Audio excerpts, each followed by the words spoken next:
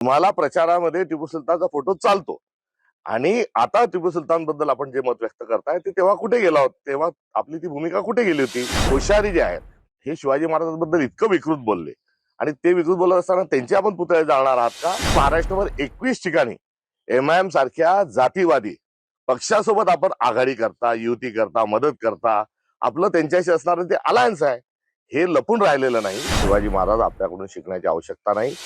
आपण शिवाजी महाराजांची प्रतिमा असणाऱ्या निवडणुकीमध्ये कसा धिंगाणा घालताय?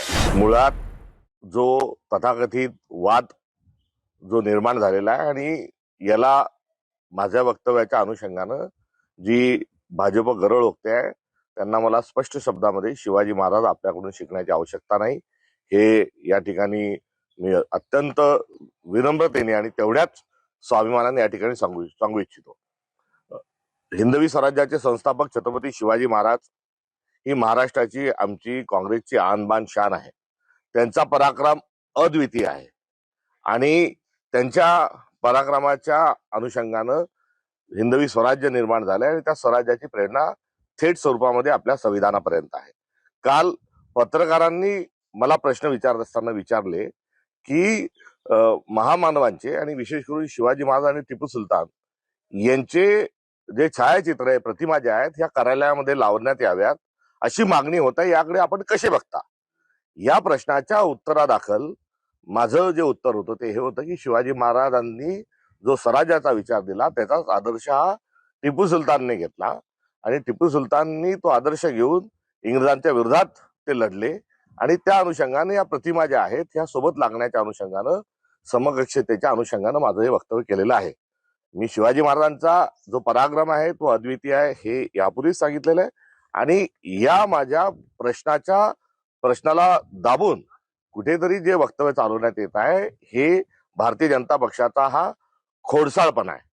देवेंद्र फडणवीस यांची तुलना मी औरंगजेबाशी केली तेव्हा ते म्हणाले मी त्यांना ओळखत नाही. मी त्यांना जल्लाद म्हटले, मी त्यांना क्रूर असल्याच्या अनुषंगाने म्हटले, त्यावेळेसही त्यांनी मला ओळख दाखवली नाही. मात्र काल एकदम आवेशामध्ये येऊन ते माझ्याबद्दल जे काही त्यांनी गरळ ओकली याचा स्पष्ट स्वरूपाचा अर्थ आहे की त्यांना महाराष्ट्रामध्ये जे मूलभूत मुद्दे आहेत आणि दिल्ली राष्ट्रीय स्तरावर ज्या फाईलमध्ये बरंच काही लपलेलं आहे त्यापासून त्यांना इतरत्र लक्ष वेधण्याचं आहे. प्रत्येक बाबतीत जात आणणे, प्रत्येक बाबतीत धर्म आणणे हा भारतीय जनता पक्षाचा हा जुना फंडा आहे आणि या फंड्याच्या अनुषंगानं या माझ्या केलेल्या एका जबाबदारीपूर्ण वक्तव्याला ते हिंदू मुस्लिम या अँगलमधून त्याला खतपाणी घालत आहेत.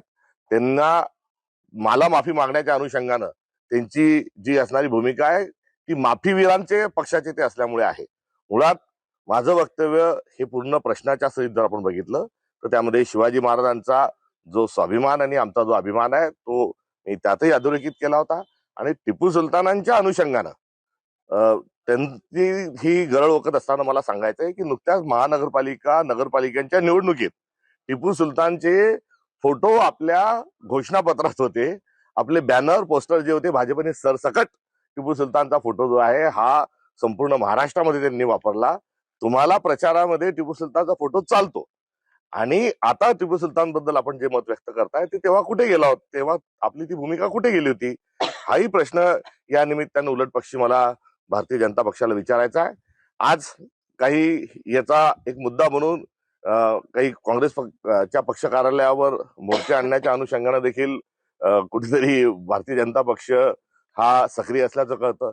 तर 17 तारखेला माझे पुतळे देखील ते जाळणार आहेत अशी देखील माहिती मला प्राप्त होत आहे. मात्र माझा पुतळा जाळण्याच्या ऐवजी सावरकरांनी, छत्रपती शिवाजी महाराजांनी हिंदवी स्वराज्य स्थापन केलं, ते करत असताना शिवाजी महाराज यायला म्हणजे कावळा बसायला आणि डांग टाळायला असं जे वक्तव्य केलं होतं आणि त्या वक्तव्यासोबत शिवाजी महाराजांच्या संदर्भात अधिकचे जे चुकीचे सावरकरांनी वक्तव्य केले होते त्या अनुषंगानं त्यांचे पुतळे भारतीय जनता पक्ष जाळणार आहे का हाही माझा प्रश्न आहे.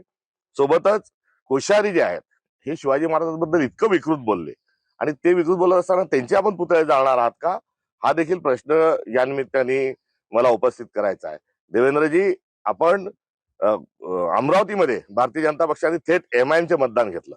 चंद्रपूरमध्ये एमआयएमच्या मदतीनं आपण आपला महापौर बसवला. थोड्या थिडक्याने महाराष्ट्रभर 21 ठिकाणी एमआयएम सारख्या जातीवादी पक्षासोबत आपण आघाडी करता, युती करता, मदत करता, आपलं त्यांच्याशी असणारं ते अलायन्स आहे, हे लपून राहिलेलं नाही. आणि आपण हे एमआयएम सारख्या पक्षाशी मैत्री करता, त्यांच्याशी राजकीय स्वरूपामध्ये आपला अंडरस्टँडिंग आहे. टिपू सुलतानांचा जो फोटो आहे हा भारताच्या संविधानामध्ये आहे. जिथे ऍडमिनिस्ट्रेशन हे प्रशासन संविधानामध्ये जिथे सुरू होतं तिथे टिपू सुलतानांची तसबीर आहे. तर निवडणुकीचं जे प्रकरण आहे तिथे छत्रपती शिवाजी महाराजांचा प्रतिमा आहे. आपण शिवाजी महाराजांची प्रतिमा असणाऱ्या निवडणुकीमध्ये कसा धिंगाणा घालताय हे काही लपून राहिलेलं नाही. आणि थोडक्यात संविधानामध्ये ज्या महामानवांचे फोटो आहेत, प्रतिमा आहेत, या सर्वांवर भारतीय जनता पक्ष जो आक्षेप घेते आहे तो आक्षेप म्हणजे थेट स्वरूपामध्ये संविधान बदलण्याच्या अनुषंगानं आणि संविधान संपवण्याच्या अनुषंगानं त्यांचा हा प्रयत्न सुरू असल्याचं देखील प्रत्युत्तर या निमित्ताने मला द्यावंसं वाटतं.